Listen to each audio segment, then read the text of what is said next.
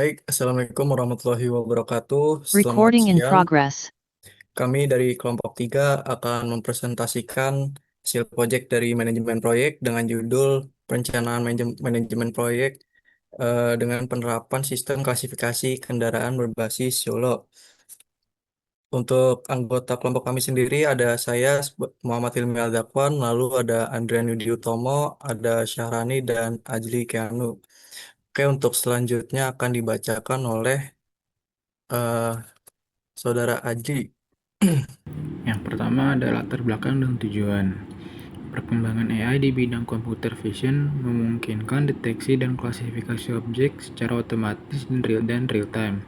YOLO dipilih karena cepat dan akurat, serta dapat dimanfaatkan untuk pemantauan lalu lintas, manajemen parkir, dan keamanan. Agar penerapan efektif, diperlukan perencanaan proyek yang mencakup ruang lingkup, jadwal, sumber daya, biaya, dan risiko. Tujuan dari proyek ini adalah menyusun perencanaan terperinci sistem klasifikasi kendaraan berbasis YOLO, menentukan kebutuhan ruang lingkup dan sumber daya, menyusun jadwal dengan metode WBS, Gantt chart, CPM, dan PERT, dan menyajikan analisis risiko serta rencana mitigasinya agar proyek berjalan lancar. Selanjutnya ada ruang lingkup pekerjaan. In scope-nya ada perancangan sistem, arsitektur, kebutuhan software dan hardware, perencanaan sumber daya, desain dashboard berbasis web, prototype wireframe, penyusunan jadwal proyek, WBS, Gantt chart, CPM, dan PERT, identifikasi risiko dan strategi mitigasi. Out of scope-nya implementasi kamera fisik di lapangan, integrasi penuh dengan sistem lalu lintas atau DISUP, dan penerapan produk nyata. Selanjutnya ada perencanaan sumber daya. Di sini ada sumber daya material terdiri dari laptop atau PC untuk pengembangan dan simulasi sistem. Lalu ada kamera simulasi satu unit sebagai input data dapat berupa rekaman video kendaraan. Lalu server cloud atau lokal untuk menyimpan dataset dan hasil klasifikasi. Lalu ada dataset kendaraan, misalnya Koko dataset ditambah ke dataset kendaraan lokal.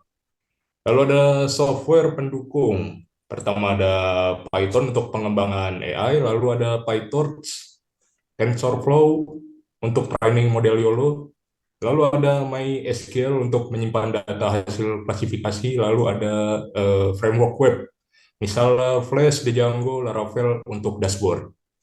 Oke, next. Langsung selanjutnya ada perencanaan sumber daya. Di sini ada sumber daya manusia. Pertama ada project manager, satu orang, mengatur jadwal dan koordinasi tim. Lalu ada AI engineer, satu orang, training dan implementasi YOLO. Lalu ada back-end developer, satu orang, integrasi sistem dengan server dan database. Lalu yang keempat ada front-end developer, satu orang, membuat dashboard web. Lalu yang kelima ada QA tester, satu orang, melakukan uji coba akurasi model dan dashboard. Lalu yang keenam ada dokumentator, satu orang, membuat laporan dan dokumentasi teknis. Next. Lalu di sini ada analisis risiko dan rencana mitigasi. Pertama dari risiko teknis, model YOLO memiliki akurasi rendah saat pengujian simulasi. Lalu yang B, dataset tidak representatif sehingga hasil klasifikasi kurang maksimal. Lalu selanjutnya kesalahan pada integrasi sistem YOLO server ke dashboard. Lalu yang keempat ada dashboard mengalami bug saat menampilkan data hasil klasifikasi. Lalu ada resiko non-teknis. Pertama ada keterbatasan waktu, pengerjaan maksimal 7 hari. Lalu yang B, kendala koordinasi antara anggota tim proyek. Lalu yang C, keterlambatan penyusunan dokumentasi dan laporan. Dan di sini bisa dilihat ya tabelnya, ada ya resikonya di dalam sini. Oke, langsung next aja.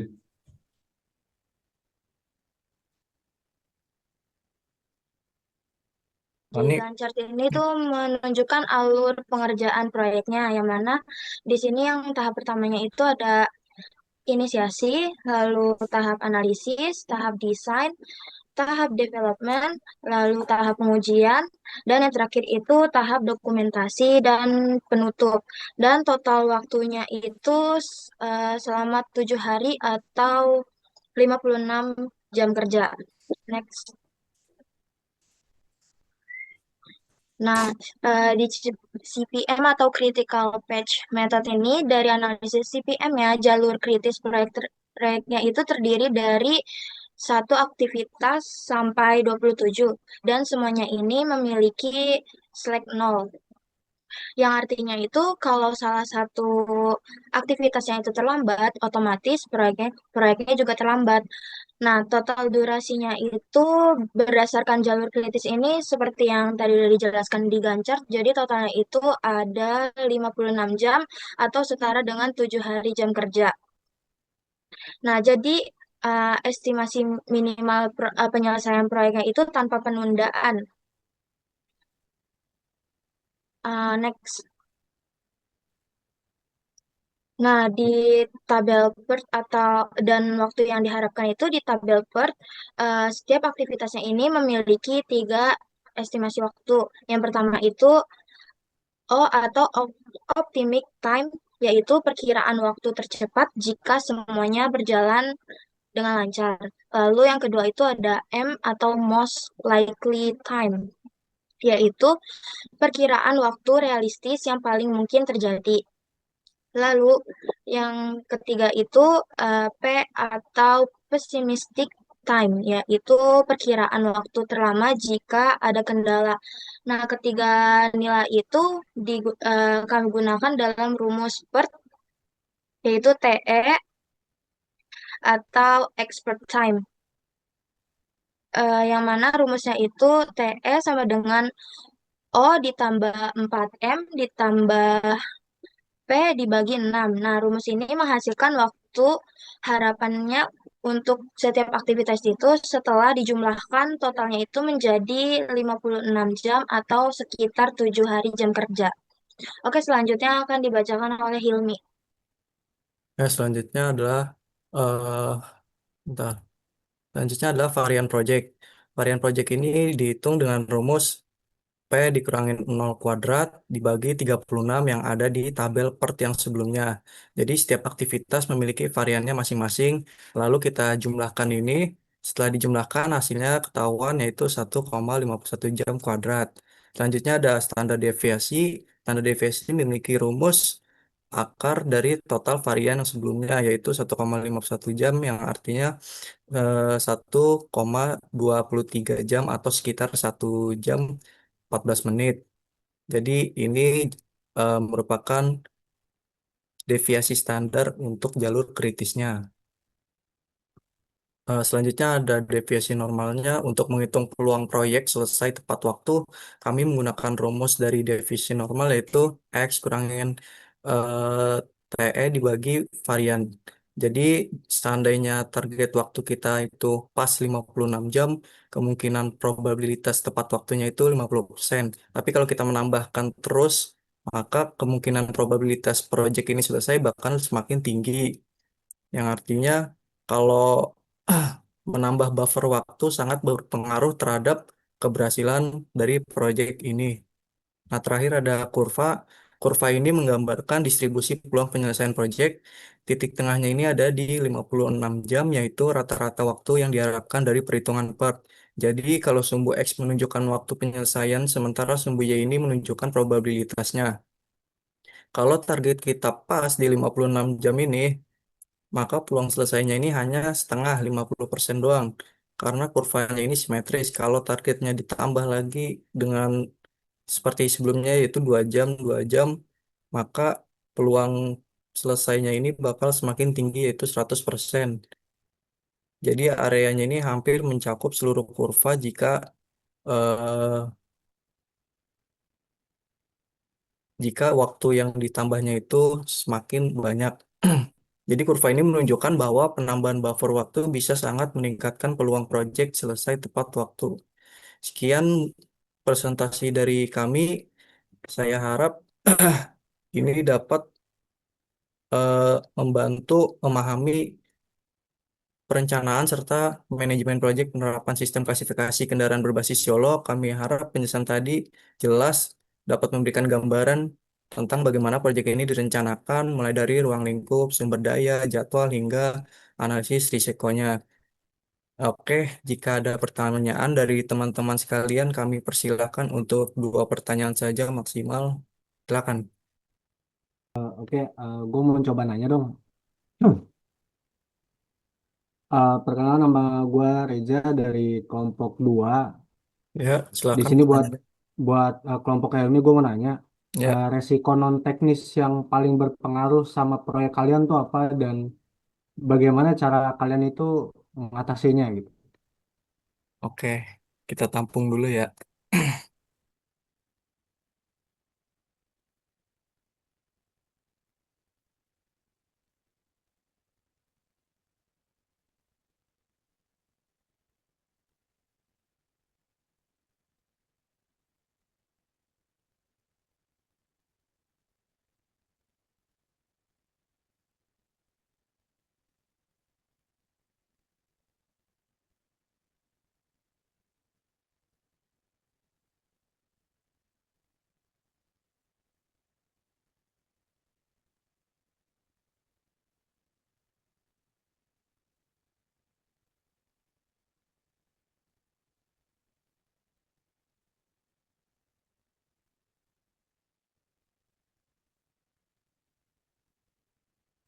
Ini gue ada pertanyaan.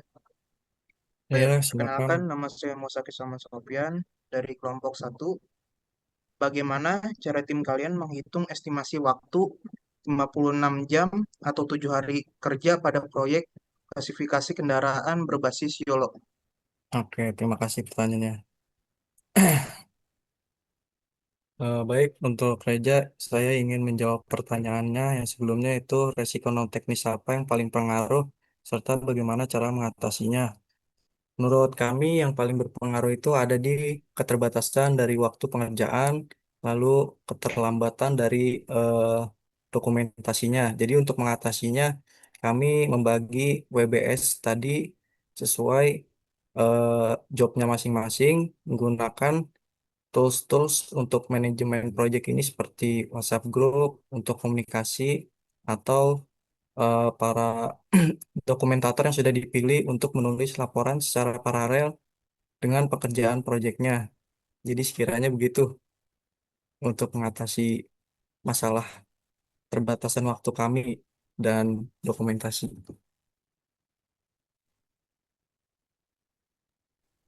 Oke, Oke, kalau untuk Saki ya,